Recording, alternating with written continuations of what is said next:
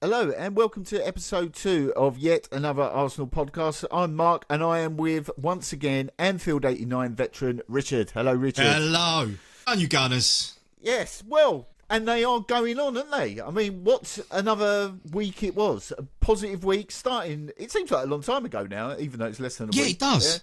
But the Brighton game, I guess it's sort of, everyone sort of deprioritises it, don't they? Because of the priority of the competition. Yeah. I want to win the quadruple this year. I'll make no bones about it. We could well do. But I do appreciate that if last year it kind of fucked us getting to the semis a little bit because we had those 2 games against Newcastle. Yeah. We had no players. And I'm sure that the fatigue, we got ironed out because that was basically Newcastle's entire season hinged on it. Whereas we were trying to manage 3 competitions really at that stage. Yeah, and I mean today it's been announced that the fixture is, or last night it's the 23rd of December. Yeah, 23rd. So, Merry Christmas to all you away fans. Unfortunately, fuck yeah. Well, it's only Palace. It's only Palace, but then. It's at the moment. There's 48 hours between that and our Everton game. Yeah, I thought there was some sort of like care of duty of care. care of money is what the. Well, that is true. I mean, whenever you think about why somebody is doing something unusual or weird in football, the answer is always money. Yeah. Yeah. I think the late introduction of semi-automated offsides is because of money. Because I think there's some sort of compatibility with the Adidas ball or the Nike ball. Oh, right. Which meant that the system that works perfectly well in Europe can't be implemented in the Premier League because of sponsorship and what have you. Should be down the park. Jumpers for goalposts. Can't use a ball with a chip in it. I'm not absolutely against the idea of VAR though. If we're going to start on that, obviously it's the complete dickheads that are using implementation of it. Yeah. I mean, did you see? I mean, did you see the goal? Which game was it now? When the ball across, it was like the Arsenal Newcastle all over again. Did it cross the line? Didn't it cross the line? I mean, surely there must be some technology. Yeah, I know they've got it. I know they've got it in the post, but when you've got a linesman on the other side of the pitch and he's got posts and a net in front of him, I do have a bit of sympathy for it. So which Newcastle game are you referring to? The one where we got absolutely fucking robbed when Gabriel got pushed in the back. That one. I thought you might be referring to the 1952 FA Cup final where...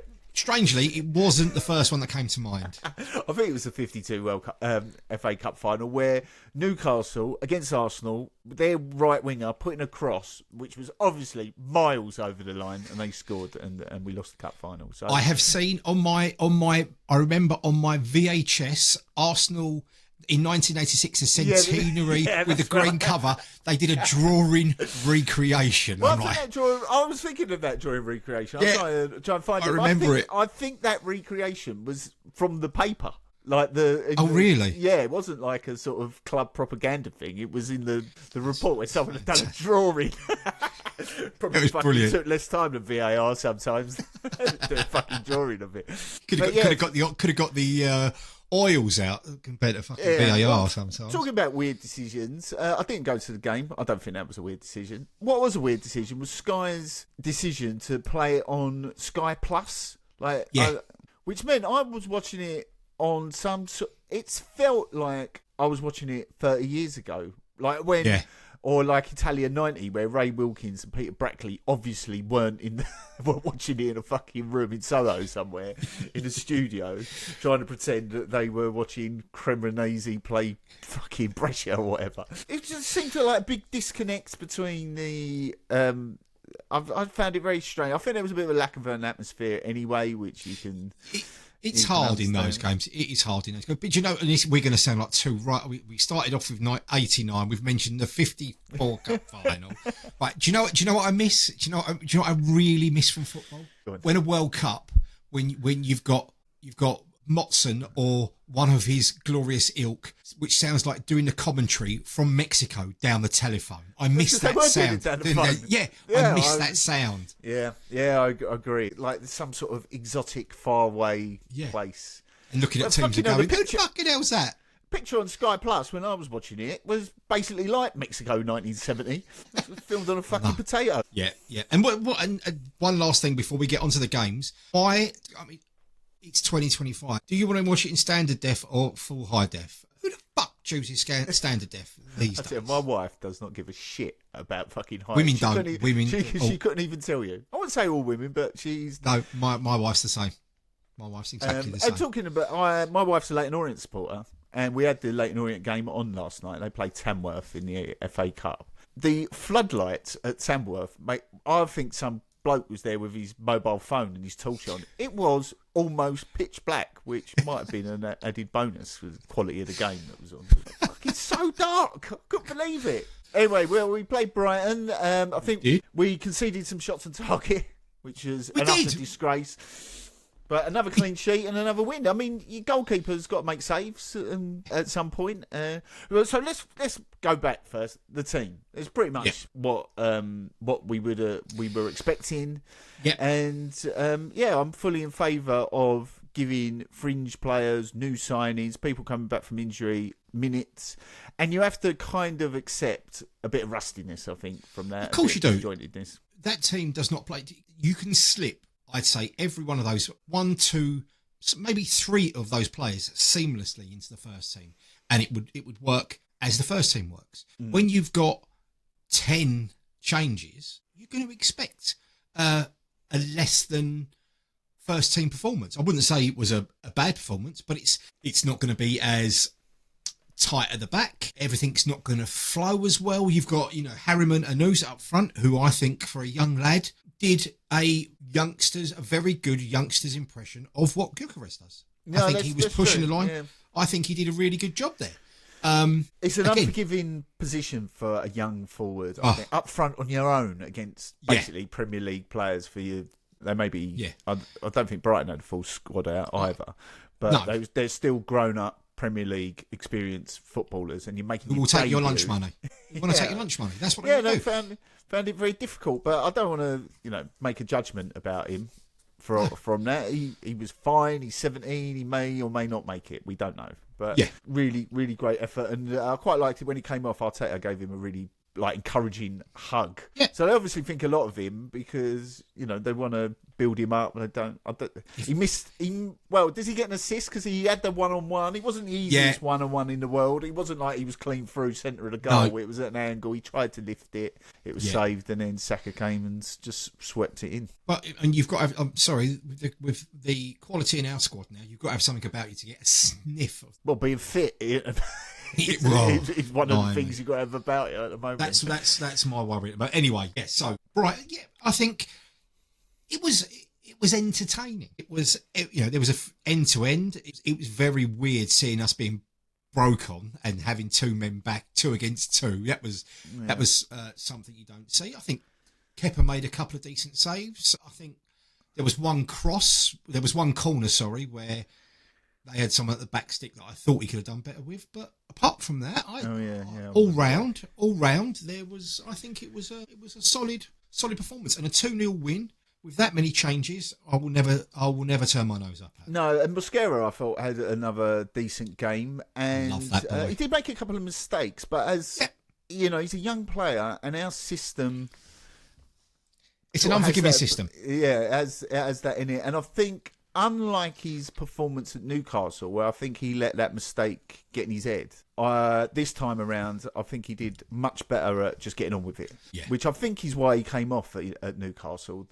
He allowed it to affect him, and I think Arteta is forgiving him. So I mean, you think Gabriel, Big Gabby, he made loads of mistakes when he first came in. Very costly errors, and now look. So now he could possibly be the best centre half in the world. Could be. We'll come on to him. In but a bit.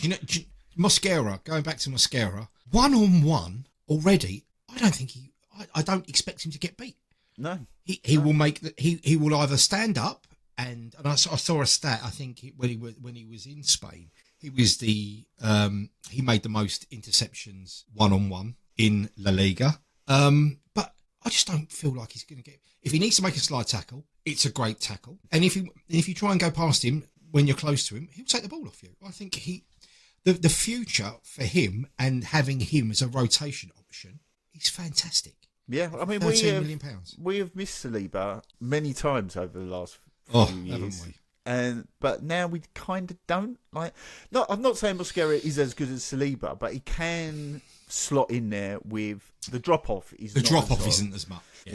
He's not as high, because we spoke previously about Holding when he was in there. He forced the team to play much deeper because of his lack of pace, and ultimately that was an undoing of ours in previous seasons, having to play him. So Haaland licking his chops. Yeah, I mean, Haaland's licking his chops against every fucking team at the moment. It's like the Terminator. It's like the T2000. It's the only thing that's cloud on my horizon at the moment. Yeah, I do. So I'm not saying Gyökeres for any moment is Haaland. No one is, but I do like this sort of type of forward who. What Haaland does is a very simple game. Is that he runs as fast as he can while being onside into the middle of the goal, and when he gets there, he calms himself down and he finishes. And that is essentially his game. And I like that. We haven't had a centre forward of that type for so long. Like maybe even going back to the Wenger era of Eduardo, maybe, but even he was more of a sort of knit it together. Right, he was the one where you put a ball over the top. Yeah. It steamed down on goal, off the shoulder. But I mean, Thierry was an artist. He could score that kind of goal. Yeah. He could score every kind of goal. I'm not criticising him. I'm just saying that style of play of like a pure...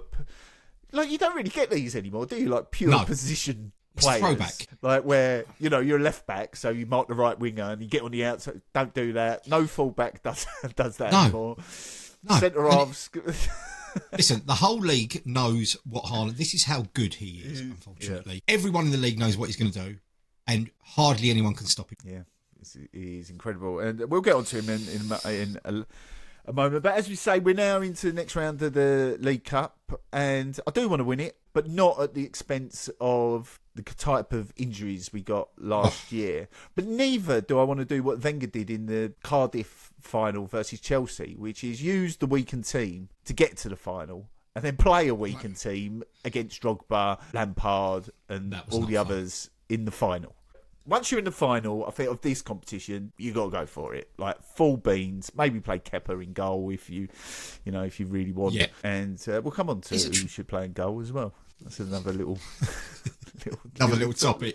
Little topic. So and winning's great. It's great for the club. It's great for the fringe players that can get some minutes in their legs and win the game as well. We've got loads of injuries at the moment, so we're going to need all these players at some point. You don't want them spending the first 25 minutes of every game they've got to play shaking off the rust. What did you think of the midfield? How do you think? Well, it's a little bit stodgy. That was the. But I think Norgal's not had many minutes. I think he's a very good squad addition for the roles he's needed for. But I get it. You haven't had many minutes. You've come back from an injury. You're not the most progressive player. He's almost like Jorginho-esque, where gets that very neat and tidy. He can come and take minutes at the end of games, but it was good for him to get a game under his belt. I remember him being quite a threat from set pieces as well. So, when he played for Brentford. So add another one of them in the mix. And all in all, I thought a good night. It's causing a bit of fixture congestion already, but that's what you want. And I think Arteta is sort of ingrained that. I think he's had his issues with squad rotation, but he's going to have to do it this time around. But hopefully, what you don't want is to get there and you've got 13 fit players. No. So but the ratio we're losing them at the moment, I know it's unbelievable. It's a worry. It's unbelievable. So we went up to Burnley. What did you think ahead of the game? I looked at it. I'm doing a lot more now. We are top of the league, I'm looking at the teams and looking into them a lot more. I mean, they've lost one game this season at home. It wouldn't have been an easy place to go, and that was to Liverpool in a last-minute penalty. So not anyone's getting, teams aren't getting much change up there, and I still have my scars from the Wenger era when I know we could go to places like that and get but get there's also an element. It's the Premier League, and any away game has got the ability to turn into an absolute nightmare if a little things go against you. Yeah. Especially early on. The crowd are absolutely all over you. They absolutely despise the Arsenal, which is fine. Don't want them to like us. But it does, like Sunderland away. I know they're right up there, and that's going to be a difficult game. And it would be, even if they were bottom of the league, because you've got to prepare for these games as if they're going to be a nightmare. Because if you But do you know what I liked? I liked how professional it was. We come out of the tunnel, we know the job we've got to do, and they execute it. And that is a breath of fresh air, because you know these teams aren't going to come out gung-ho against you, because they've got two options. You want us to score from a set piece, or do you want to get ironed out 5-0? Which should pick your poison at the moment. When we've got our full squad back, if we get our full squad back, that's going to be the pick your poison. Yeah. We haven't had that since we had the big Patrick in midfield. Those are the days we could go, would you want to fight or do you want us to play football? It's up to you. But it was so professional, and getting the early goal was utterly important. It was, but I've got a bit of a complaint. One of the traditions of Arsenal is that the captain chooses what shirt sleeve length you wear, and the whole team wears it. Yeah, doesn't happen anymore. Now, it has broken down a little bit because they wear those skins underneath, the white. But I still think the rule should apply, even if you want to wear a long sleeve thing underneath it. But I've noticed in current weeks that people have been ignoring this, and I'm dead against it. It's one of the things that make us the club that we are, all these silly little things that we do. I don't even think we run out and wave to the crowd anymore either. On the halfway line, Tony doing his two hands. Yeah, exactly. Yeah, I mean, it's tradition against, I suppose, the modern game. The only thing I can think of, and I'm with you, the marginal gains, Mark. The marginal gains. If a player feels more comfortable in that, let him wear it. If a player doesn't like long sleeves, I know. I understand. I can see that side of things, and I love our traditions. We are the Bank of England club. We were always brought up on traditions, but I think knowing how Mikel operates, if it can give us that 0.0001% more of comfortability for the players, he'll do it. Yeah, I get that. I mean, I am torn between. I think they should wear the sleeves. Is non-negotiable to me. I even think they should go to away games in the club suit. Yeah, I think they should wear flannel trousers. At least get off the bus like it. That's what I think. But you know, I think a tradition we should have is Vic Akers on the bench in shorts. But that's just me. Yeah. I like old Vic. Now, you said it was professional. I totally agree with you on that. It was essentially a game of one half, wasn't it? And it was very, very impressive half. A lot of chat about Gyökeres and his performance. Fantastic. It was the game where we saw what you'd hoped for. When he played against us, he was that powerful, fast, annoying, relentless forward. He was moving all over the place. He's had a lot of minutes. He's had, as we said in the last episode, he's had a lot of minutes, and having that week was key. I know people have their, even, don't get me wrong, what he does isn't aesthetically pleasing. Just get the job. I don't care. And I look at him and I go, you're getting the job done. And that's all I care about. What do you think about the argument it was only Burnley? At the end of the season, 3 points is 3 points. How many times we've lost games like that? If they say that's the story. If we'd have lost that game, you'd have had the back page of the papers with the cracks in the cannon, and our favourite Northwest pundit saying, "Oh, is this the start of Istanbul? Or is it that?" We went and did a professional job, and everybody that doesn't... Yeah, one of the things they hate is the fact that we score from corners every week. yeah, brilliant. And we did it again as well. But it wasn't a traditional one. That ball back in from Big Gabby was utter filth. the touch on that.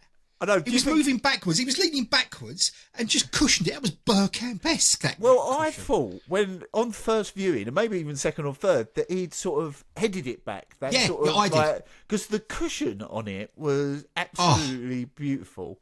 And wrong foot as well. There's nothing he can't do. There's nothing he can't do. Volley it back in. And Gyökeres sticks it in from an inch. And that is the sort of goal I want him to score. You know, we talk about Henry and, you know, that goal against Real Madrid. And fine, they're brilliant, of course. And they get you out of your seat as well. But they are worth exactly the same as tap-ins from an inch. And how many games over the last few seasons have we put lovely balls across the box and no one been there? You know, Havertz is a great player for what he does, but he likes to drop deep and come onto it. And how many balls are whipped across the 6-yard line and he's on the penalty spot, or whoever's playing up front's on the penalty spot? Having that player on the last shoulder, like, this is going in, however it goes in. And the goals count exactly the same. Yeah, exactly. And our second goal was also from a set piece. Their set piece. Beautiful. What a great move. Great move. Again, it was a good move. Won by Gabby. Yeah, I noticed they left him free, actually, at the throw. Like, everyone's marking up, and he goes really deep and then just goes and attacks it. Because I don't think he can be beaten in the air when he has a run at the ball. No. Just absolutely. I'm sure some people go and stand on his toes or whatever, but he goes so far back that it's... No one's going to follow him. No one's going to follow him. And so it's great. And then... A great ball out to Gyökeres, and what a ball. I mean, the easy ball was the ball inside. He picks out Trossard, and just... Well, I don't know whether he picked... I know there's been a lot of chat about because people are on his back a little bit, and, you know, as you say, he's not the aesthetically pleasing. He's had a bit of a rough start because of just the work that he's had to do. And they were saying, like, was that a miss-hit pass? Because was he aiming for Eze? Was he aiming for Trossard? I think that misunderstands what he was trying to do in that moment. Yeah. Because sometimes when you think, all I need to do is get the ball there, right? Yeah. And where he hit it had quite a wide landing zone, right? You wanted, like, Trossard was running onto it. He must have seen him. He must have seen Eze going through, and he thought, do you know what? If I ping the ball there... into that zone. That's good enough, right? Yeah. And that's what, like, it did send him a bit wide, but so what? It was an effective pass. And whether he meant it or not, I mean, he may not be the most effective, but he is an international footballer who's scored... He's a top goal scorer in the Premier League for the Arsenal. Yeah. Right? What do people want? Yeah, what do you want? What do you want? And then, arriving in the box is someone who is one of my most aesthetically pleasing footballers of all time, Declan Rice. What a footballer he is. And I'm going to put my hands up. And when he was at West Ham, just sitting in front of the back four in that 6 role, I know they loved him there and, you know, he was all action. But I thought £100 million for a defensive midfield player was a lot of money. And then he comes here and he is so much more than that. So much more than that. I mean, like, people are talking about, like, and we've replaced Vieira. Yeah. Yeah. I mean, he does it all. And the speed, we could be attacking the box. We could have a corner that breaks down, one of the few that actually breaks down. And then he's making a tackle, you know, outside of our box. The ground he covers. I saw a clip of him doing exactly that on a corner we took in the 94th minute. He took the corner and then they broke and he headed it away. He can do it all. His dead ball delivery is world class. From whether it be free kicks or corners, the consistency is frightening. Yeah. And how his game has developed. He's moved to the 6th position, and everyone was like, "Oh, can he do it?" Guess what? Everything you throw at him, he does. Well, his ball carrying has improved. So, like, when he gets the ball. And he's beating players as well in midfield, right? That is not an easy thing to do in the Premier League these days because, you know, they shut the space down, they foul you as soon as you go anywhere.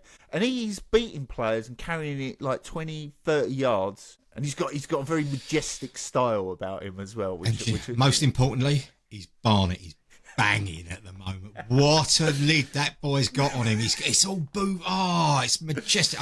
I keep seeing him, like, he'll make a run.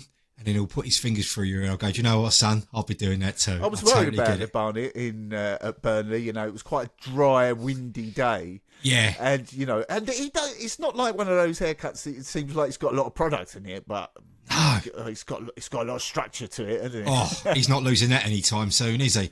Oh, what a player, what a Barnett. That is, I love him. I absolutely love him. And I know what you're saying, but from the minute he put the shirt on, he changed this team. Yeah. And he's got better. I think he's twice the player from when he came in. Yeah, totally. And I think it said something about the type of manager he had before, Moyes and Southgate. Like, Southgate didn't put him on corners at the Euros. Oh. That's fucking mad, isn't it? You've got one of the most elite dead ball deliverers. They're out there in the world, and you're not using. Yeah, and I think Tuchel is playing him in his Arsenal position, that sort of left eight. But you know why? Because he's not an idiot. He can see he's got eyes. Yeah. But where I used to love Vieira as well is that it was almost like having an extra player in midfield. Yeah. So basically, you could play 4-5-2 because you had this absolute athlete who could do everything. I remember once at Highbury, I think it might have been the last game of the season where we were playing Leicester. When I felt I think they had the ball at the back, and Vieira came steaming out of the midfield to close down the centre half, who absolutely panicked, and the ball went wide, the fullback lumped it forward, and there in the middle, challenging for it, was our defensive midfielder, Patrick Vieira. And I know he had Gilberto alongside him as well, but the idea that you could have this guy that could get forward, be the first line of defence and the sort of line of defence in front of the back four gave you almost... And the fact that he was absolutely brilliant in tight spaces and great in a tackle, had a bit of a temper, and as you said at the beginning, you know, gave you the option if you wanted a row or whether you wanted to play football, he could do. I don't think anyone would have a row with Declan Rice, though. He's massive. He's massive. He's massive, and B, he's probably one of the loveliest men on the planet. I love him. Does seem to be a lovely guy, but he can be the 6 and the 8 at the same time because he's so athletically gifted. And this is athletically gifted in a league of athletic freaks. And everyone's fast. Even the players we think is slow, they're fast as fuck. Yeah. It's not like 1997 where you fucking or some of a bit of a darbs, you know. There was a bit of space between the shorts and the bottom of the shirt. That doesn't happen anymore. That does not happen anymore. I mean, they are all absolute freaks of nature, and amongst them, he stands head and shoulders and hair above all of them. I want to meet him, and first of all, I think I'll give him a hug, and secondly, I will be talking hair products because I'm an aficionado of the bar. I know I've worn caps the last 2 episodes, but I need a haircut, which is happening on Friday, and I will regale everyone after the Sunderland game. Well, are you going to go and ask for the Declan? Is that going to become I haven't got enough. I don't think I've got enough. Yeah. But... Yeah, I tell you, he does something to me, Declan Rice. When I see, 84th minute, he gets the ball on the edge of his box and strides forwards like a colossus, leaving everyone behind him. This is the first team in years I have so many crushes on this team. Yeah. Like Big Gabby, Saliba, they're fire and ice, aren't they? You know, you've got the Saliba glides around the pitch, he'll ping passes. And I don't think this season, because of what Gabby's doing, he's getting the appreciation that he deserves. That he's just going about his business, he's winning everything, he's distributing, and then he's got another one of my crushes off his right shoulder, Yuri and Timber. Yeah. What a player. They're amazing. I mean, the modern football has come on so much, because when I was playing football, like as a teenager or in my 20s, we were essentially playing a slower, shitter version of the game we watched.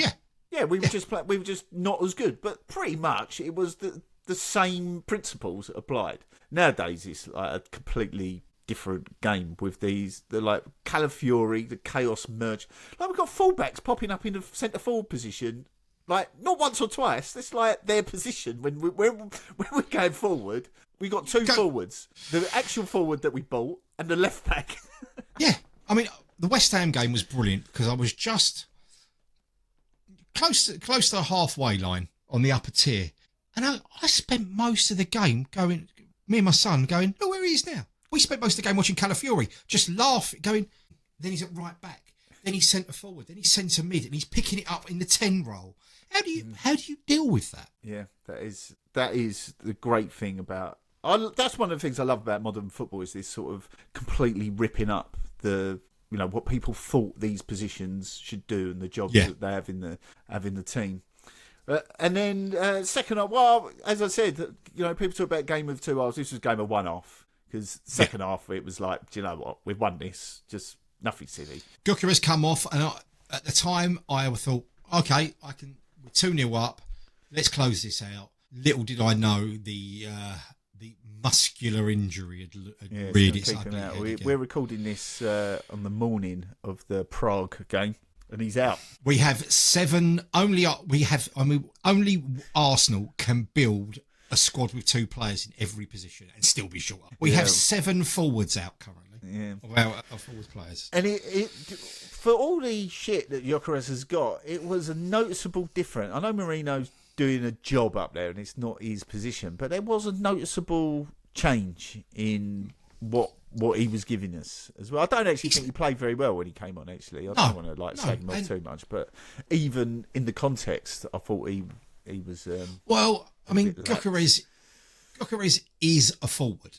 That is his job. He plays on the shoulder. He occupies 2 centre-halves. Marino being more of a defensive style midfielder, apart from when we say that. He likes to play in that pocket, doesn't he? Yeah. Understandably, he can't do that. Can't play that role. Yes, he's great when he gets in and around the box, but we had to change the way we played. And even if the players did it subconsciously, they know it's not Gyökeres up there. So the way we played and where the positions Marino was popping up in were totally different to what Gyökeres was doing and how we now normally play. So it really did have to change. Yeah. But what I quite liked about it was that there was absolutely no franticness at all. Because I think all that adds up as well. Yeah. That, we've been accused of being too emotional and letting in goals and then going mental when the last minute winners go in. Yeah. And they are great. That Reece Nelson goal against Bournemouth will live long in my memory of the noise that came out of my mouth. when that went in was something else, but the effort required to keep going for like 97 minutes adds up over time. And Liverpool got a win up there, but they had to work hard for it, and it was a last minute penalty, and all this, the emotion and the physical effort that you got to put onto it, that has got to be paid back at some point. So the idea that Declan Rice still covered loads of ground, and I'm sure they were all fucking knackered when they came off, but it lacked that sort of drama. Yeah. And so maybe the intensity wasn't as high as it would be. And Saka missed a couple of chances as well. He did. I think he looked like he was still suffering from whatever illness. I don't think he was fully fit. He looked very sharp in the Brighton game, but then he came on against the tired team. So but he looked very sharp, but I think a lot of it, and I think it's intelligent play from him as well, is okay. It wasn't his best game. You can put that in a very small box for Bukayo Saka. The amount of games he plays like that. I think what he's also doing this season, and I think I don't know whether he's been instructed to, but I agree with it, is he takes time off in games now. Where if we're winning, don't kill yourself. Yeah. Look at the injury you've had. You're a young lad. You've played so many minutes. You've put a lot of minutes on your body already. Bit more intelligent with your time. I see Mohamed Salah does it. Yeah. I think Saka's always been pretty good at managing those, and think, fuck this, I'm coming off. Yeah. I feel like in cup games against lower division teams when you're 3-0 up, he'll come off, he'll go down, he'll come off, he'll be fine. And I think he's intelligent enough to manage that in himself. And you're right. That's what you want from. That's the point of being 2-0 up, right? So you don't have to fucking go mental in the second half. And I think with 2 chances, I've watched them both a few times. I think the first one was a harder one because as he brings his foot back to strike it, the player is in his back. Yeah, he couldn't adopt his natural position, and he got a nudge as he was striking the ball. So I think he got slightly put off for the first one, but I've got no worries about him. Other games, no. Yeah, the second one I thought was a really good save. Was a good save. I mean, he's not a mug, is he? That's quite a good signing for them. No. He made a fucking brilliant save against Wolves. I don't know if you saw that last minute. Yeah, probably. It lacks a bit of sort of spectacular because it's low and but it was behind him. It was hard. I thought it was in, and he saved it. So he's a great keeper as well. And that's the thing about the Premier League now. Burnley are going to struggle to stay up this year, and they've got players like him, Kyle Walker. Listen, he's got to pay for those kids somehow.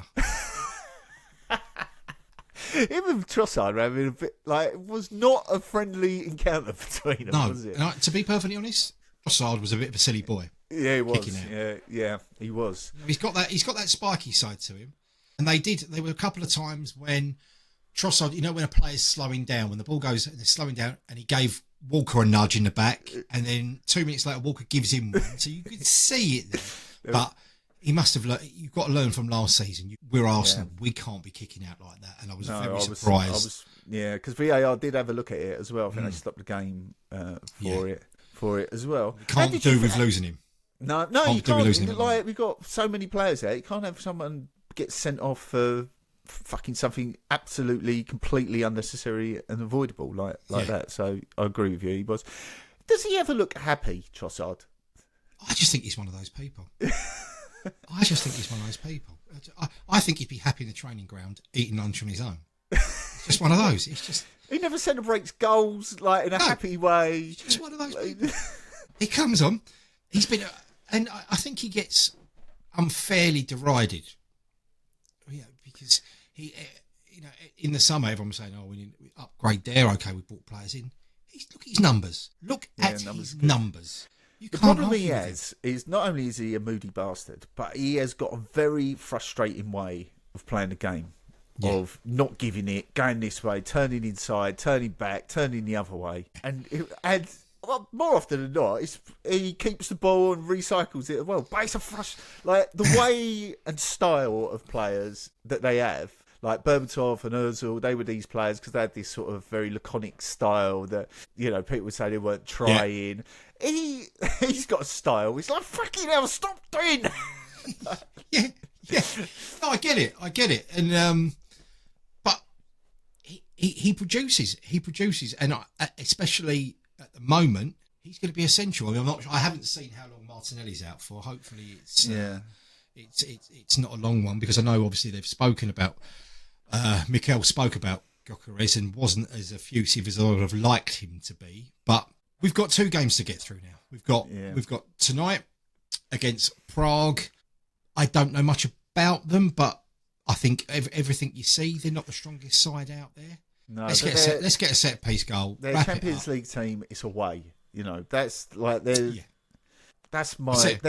They've got they've got a player in their side that could bang a free kick in from 25 yards. And I'll tell you something else. Away fans are having, what's the time now? 11:44 on Tuesday. Our away fans are having a lovely time. Went to Porto once. I think it was 0-0. I know, you phoned me while I was at work. Paralytic. The most drunk group of people I've ever seen in my life. Pints of port were €2 a pop.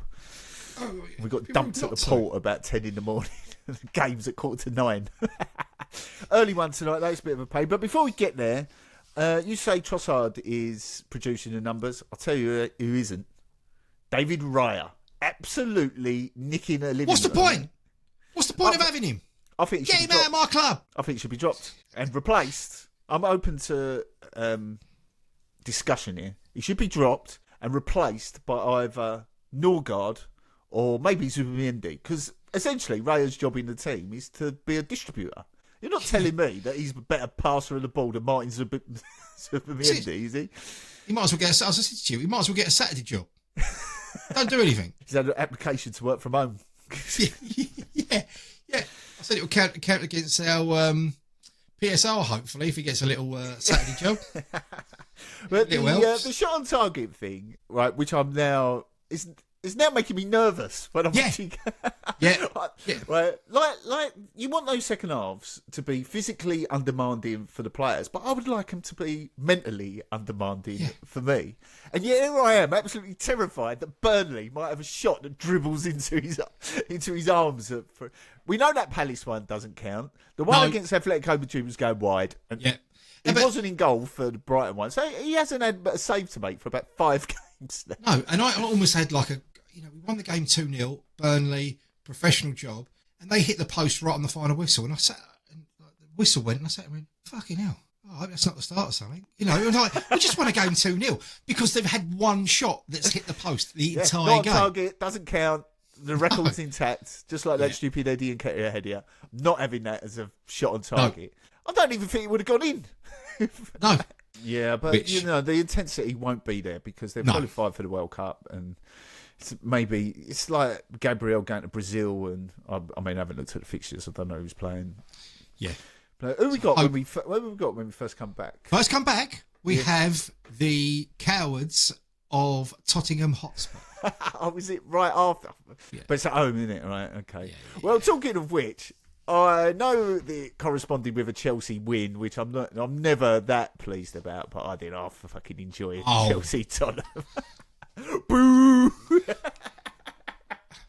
And another fun fact, listeners, and I'm sure you those of you on social media have read this, but I'd like to reiterate it. We have lost 6 more home games at the Emirates than Spurs have at the Newcastle. I love Drink that. Right, so they're actually not doing bad this year. They're 5th or 6th or whatever it is. Yeah. New manager trying to instill a new system, trying to really undo the damage that Postecoglou did as well.